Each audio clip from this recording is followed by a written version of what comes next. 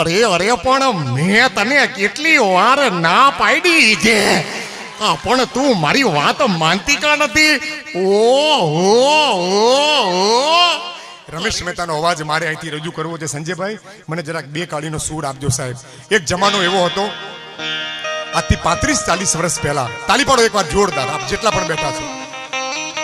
અને બીજું કહી દઉં સાહેબ, રાખે છે બે જ વસ્તુ દુનિયામાં ખ્યાલ અમારો. રાખે છે બે જ વસ્તુ દુનિયામાં ખ્યાલ અમારો, એક તમારી લાગણી, બીજું સોમાન અમારું.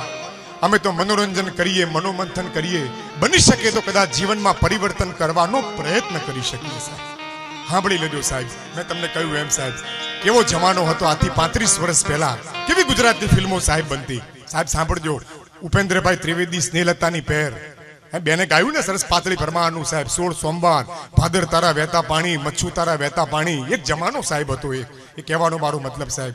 એ વખતે ઉપેન્દ્રભાઈ ત્રિવેદી સ્નેહલતાની પેર. પછી 15 વર્ષ પછી નરેશ કનોડિયા આયા. જય માતાજી, કેમ છો મહેશભાઈ? ઢોલા મારું, ગજરા મારું, તમે રે ચંપો ને અમે કેળ સાહેબ. નરેશ કનોડિયા અને જયશ્રીટીની પહેરાઈ, રોમા માણેકની પહેરાઈ. પછી પાછા 15 વર્ષ પછી સાહેબ તમે જો ગુજરાતી ફિલ્મ દેશરે જોયા, દાદા પરદેશ જોયા હતી, હિતેન કુમાર આયા. પછી તો હીરો બદલાતા ગયા. કહેવાનો મારો મતલબ એ છે મિત્રો, ઉપેન્દ્રભાઈ ત્રિવેદીની જગ્યાએ કદાચ નરેશ કનોડિયા આવી શકે, નરેશ કનોડિયાની કદાચ એની જગ્યાએ હિતેન કુમાર આવી શકે. પણ રમેશ મહેતા ગુજરાતી ફિલ્મના પડદે ન હોય તો ફિલ્મ જોવાની મજા નહોતી આવતી સાહેબ. એ કલાકારનો પણ ભાર ઉપાડી લેતા સાહેબ. એ કલાકાર ક્યાંક એવું કંઈક હશે કંઈક મિત્રો. નહીં તો આ અત્યારે 2024ની સાલ દર્શન હાલે છે, અત્યારે પેઢી બદલાઈ ગઈ તો રમેશ મહેતા હાલે છે. વિચાર તો કરો, આ કયું એક ચુંબક હશે. અને એના હિસાબે હું જીવું છું સાહેબ. તમે બધા જીવાડો છો એટલા માટે, હું તો મૂડી વિનાનો માણસ છું સાહેબ. પણ તમે સ્વીકારો છો એટલા માટે મને ઘડી કેમ થાય કે લાય બીજા બે ઠુમકા મારી આવું, 2 પ્રોગ્રામ કરતો આવું સાહેબ. અને આવા બધા મિત્રો છે, યાદ કરે છે એટલે મને ગમે છે. પણ રમેશ મહેતાનો અવાજ મારે અહીંથી આપને બધાને સંભળાવો છે. આશા રાખું આ અવાજ આપને ગમે. મારા ઘનશ્યામભાઈએ કીધું ને કે આંખો બંધ કરીને સાંભળજો, પણ આજે મારે આપને એ કહેવું છે સાહેબ, આજે આંખો ખુલ્લી કરીને સાંભળજો સાહેબ.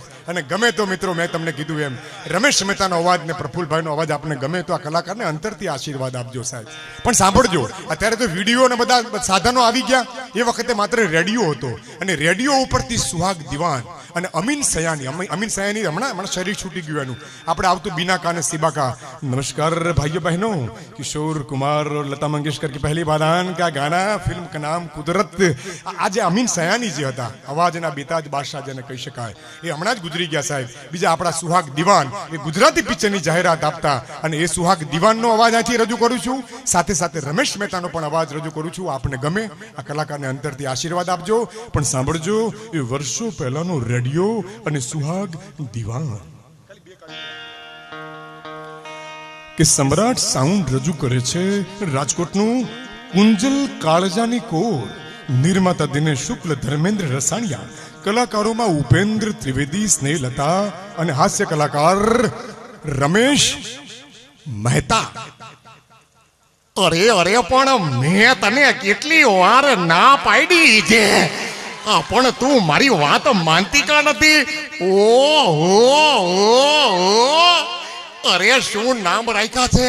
અરે ઓરી આવતી રે એટલે ઠામને ઠેકાણા હોત કહું છું, પૂછી લઉં.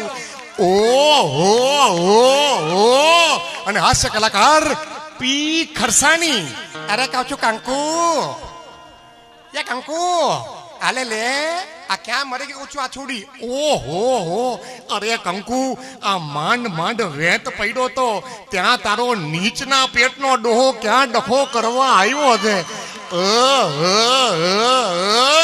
અને બોલી નાખો મારી હારે એકવાર. એ બાકી જીવતા રહ્યો 8 મહિના સુધી. તાલી પાડો એકવાર જોરદાર. પણ આ તમે મારો અવાજ સાંભળ્યો સાહેબ. પણ ગુજરાતી ફિલ્મના પડદે કદાચ જે અમારા 50 વર્ષ વાળા જે હશે, 1969 વાળા, જેણે મેરુ મારણ ફિલ્મ જોયું હશે સાહેબ, એ ફિલ્મનો એક ટૂચકો, એક નાનકડો જોક્સ રમેશ મહેતાના ઓરિજિનલ ગેટઅપ સાથે મિત્રો હું તમને અહીંથી બતાવી દઉં સાહેબ. ગુજરાતી પિક્ચર મેં તમને કહ્યું એમ, રમેશ મહેતા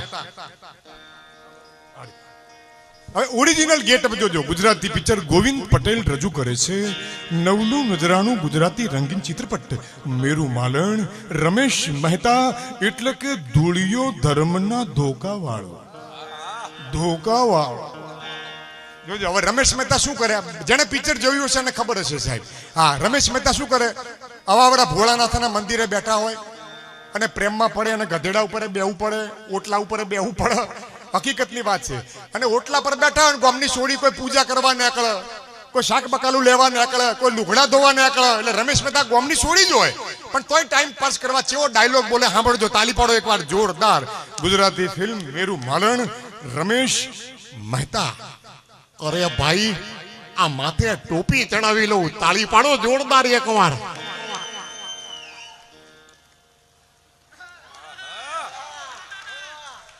હવે બોલો એકવાર. હવે જો તમે કહેતા હોય તો વાહે જરાક મોઢું બતાડી દઉં. હા બોલો એકવાર.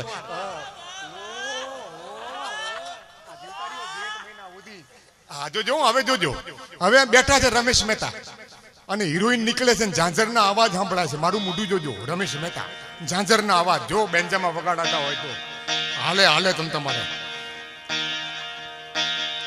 એક્સપ્રેશન જોજો, આ હિરોઈન આવે છે થાળી લઈ અને રમેશ મહેતા જોઝરના અવાજ સાંભળીને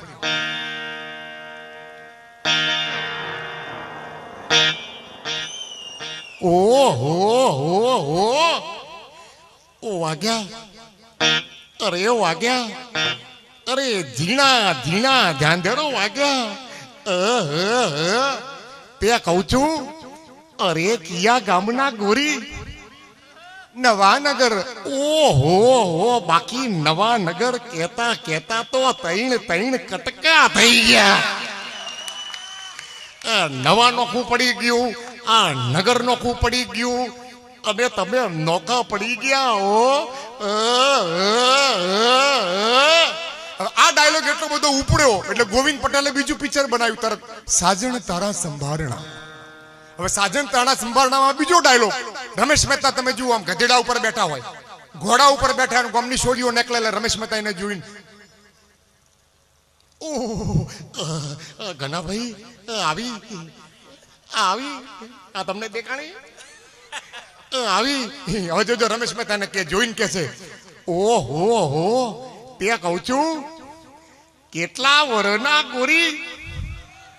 16 વર્ષના. ઓહો હો, તમે 16 વર્ષના?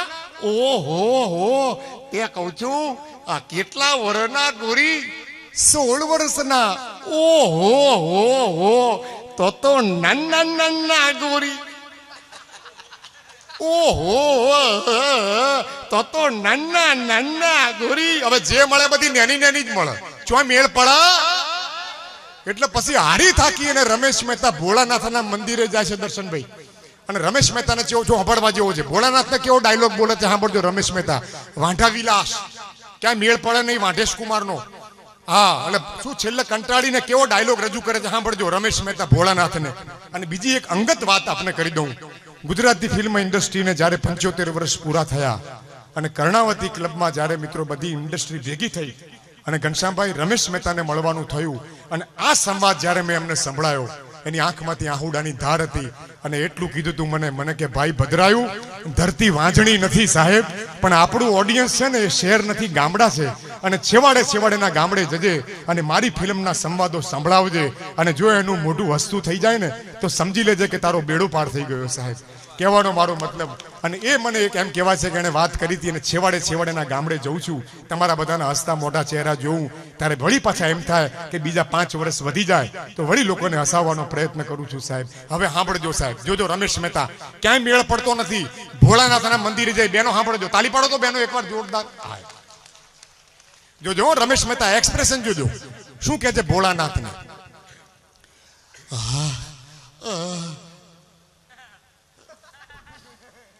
જય શિવ શંકર ભગવાન ભોળાનાથ. અરે અરે આમ બાઈએ મને ઉંમર પૂછતો જોઈને એ તારું કાળજું કપાઈ નથી જાતું? અરે બધી હોળની જ મળે છે. અરે એકાદી તો હોળ ઉપરની દઈ દે. અને તારે ખજાને તો 18 વર્ષ ઉપરની કેટલી બાયું હે ને પડી હાંફતી હશે ભોળાનાથ. એકાદી દઈ દે. આમ કરીને જેવું પાછળ જોવો છે ને ભાઈ, એક બઈ ઉભી છે આમ કરીને, બેનો સાંભળજો, એક બઈ ઉભી છે આમ ઘૂમતો તોણી.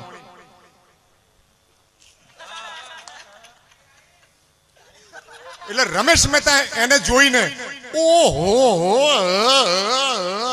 વાહ ભોળાનાથ તે તો માંગ્યા ભેગી કહી દીધી. લાય પૂછું. હવે રમેશ મહેતા ઓલી બાઈને પૂછે જજો જો સાહેબ સાંભળજો. ઓહો તે કહું છું કેટલા વરના ગોરી. હવે ઓલી બાઈ 60 ને માથે 60 ને માથે 60 ને ઓહો આ તો આંકડો ઊંધો થઈ ગયો. એકને ઠેકાણે 6 થઈ ગયા અને 6 ને ઠેકાણે 1 થઈ ગયો. આ હોળના 61 થઈ ગયા. ઓહો તો તમે મોટા મોટા ગોરી બોલી નાખો મારી હારે એકવાર.